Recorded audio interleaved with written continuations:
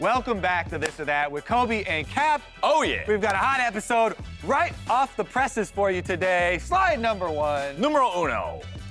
Who will win? Is it Team Liquid or CLG? Battle for first place. CLG has been on the rise, and they just took down TSM for the first time in 3 years. Well, if you, Kobe, and if you, lovely viewers, will remember, last week I predicted a CLG win over TSM for the first time in 3 years, and I am not stopping here today. I think our top teams have been looking a little shaky recently, and I think that's opened the realm of possibility for some usurpers to rise and take the throne, and these guys are looking like they're straight out of Robert's Rebellion right now. CLG got the mojo, and I think they're gonna be able to take it home. I do think that Team Liquid will be favored coming into the matchup, but Captain Flowers, never doubted CLG. I'm gonna take CLG as well.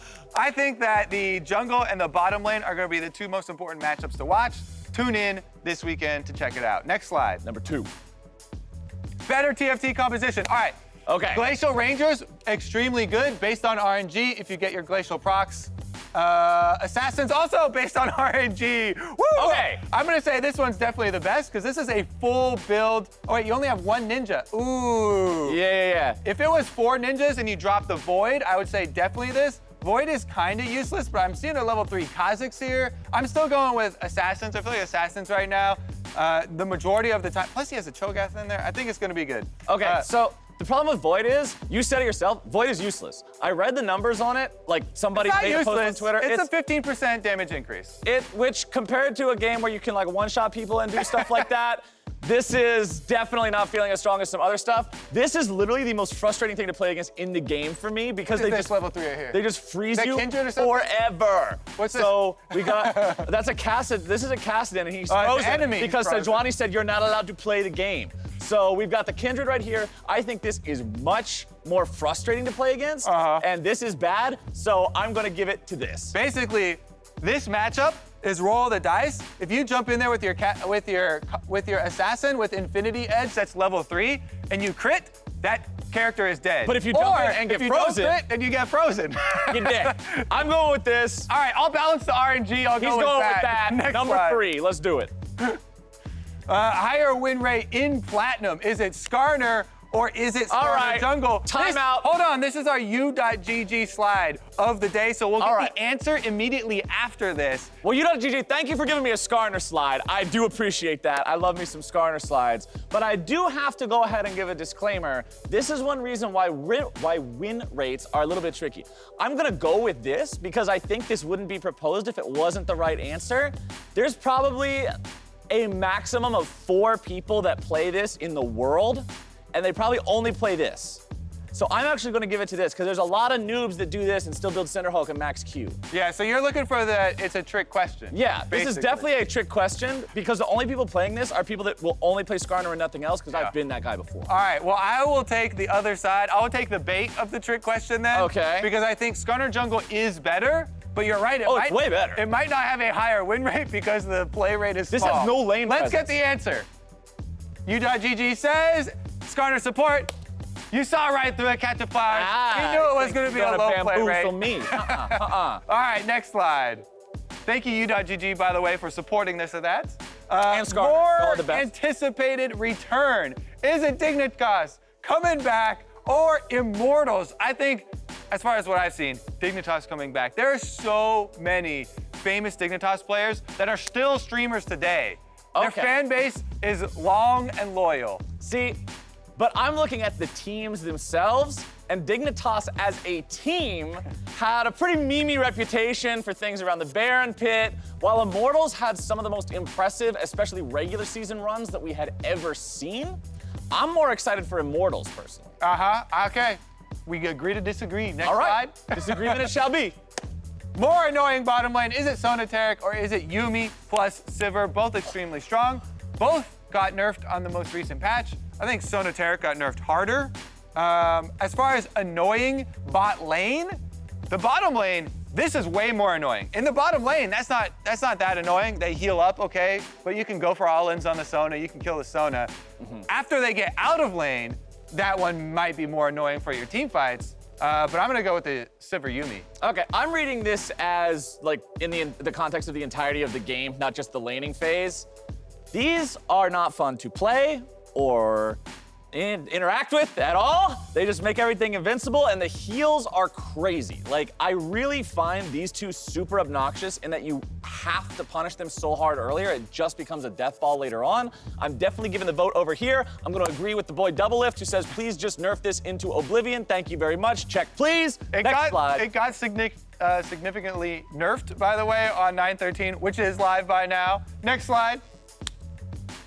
How do you pronounce ShurelYEAH? Well, I pronounce it ShurelYEAH. ShurelYEAH, because ShurelYEAH was also a person that worked at Riot, and the item was named after her. I believe the spelling changed at some point, didn't it, too? Didn't it used to be like an I instead of a Y in there?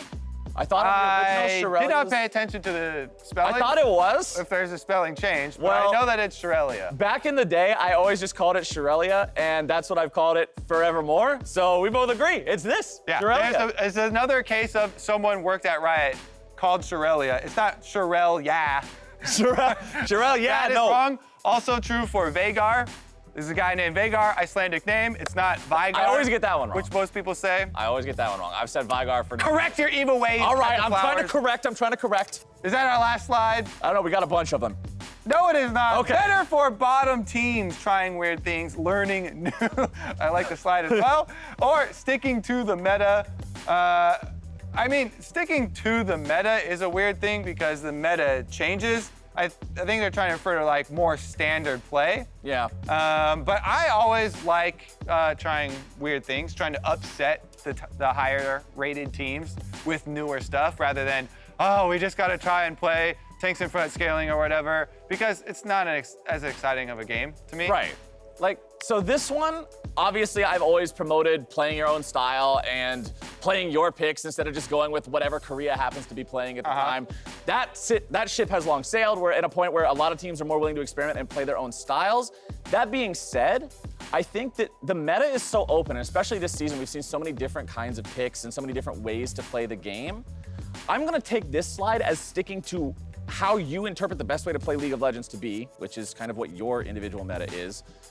Especially with us getting to, I'm trying to figure out how to say this, because I don't want to talk for 17 hours. This show is a quick show. Playoffs are coming up. Don't do weird crap when you need to get into playoffs. There, that's what we're saying. It's way too long of an answer. Are playoffs locked? Yes, for Team Liquid, Cloud9, CLG, TSM, Golden Guardians, and Optic. That looks pretty good. Or no. I would say there's a couple long shots here of possibly getting in. Maybe 100 Thieves. I've heard some people say FlyQuest. Not a lot of people saying either Clutch or Echo Fox. I'd say most likely I would go with that. But if you're saying definite 100% locked, nothing is locked right now. We, at one point in the season, were 6 teams tied for first place. So definitely still anything can change. So technically I'll choose no. Okay, I'm 100% going with that because of what you just said. We had so many teams tied for first. We've had so many of our teams in such a close running. This isn't one of those splits where you've got somebody going 18-0 and somebody going 0-18. It's not that kind of a competition right now. I think that anybody has some upset potential. No, you're not gonna see Team Liquid in 9th by the end of things, but there's definitely some potential for some of these teams to be upset by some of those.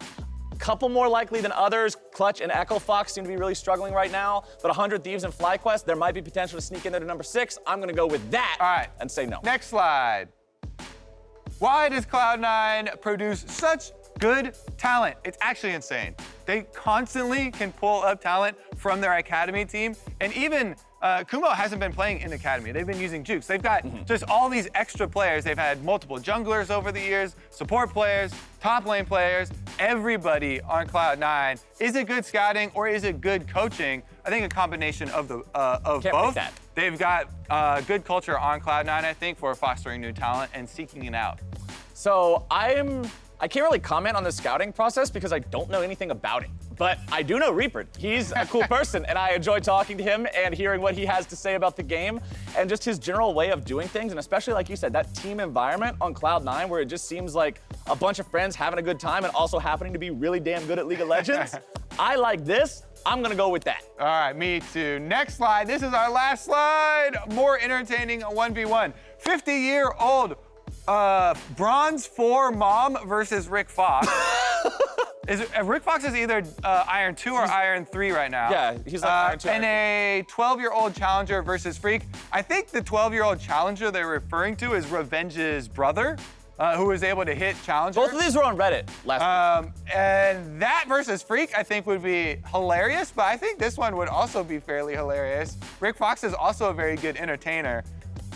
What are you feeling? All right, so you like bronze challenges. Here's how I'm looking at this. This one will be a good contest because although she has the slight elo lead on him, Rick Fox one-tricks Lucian. And one trick means I'm gonna actually give you a couple bonuses as long as you're playing your one trick because you should know the champion better than your opponent will know whatever they're playing.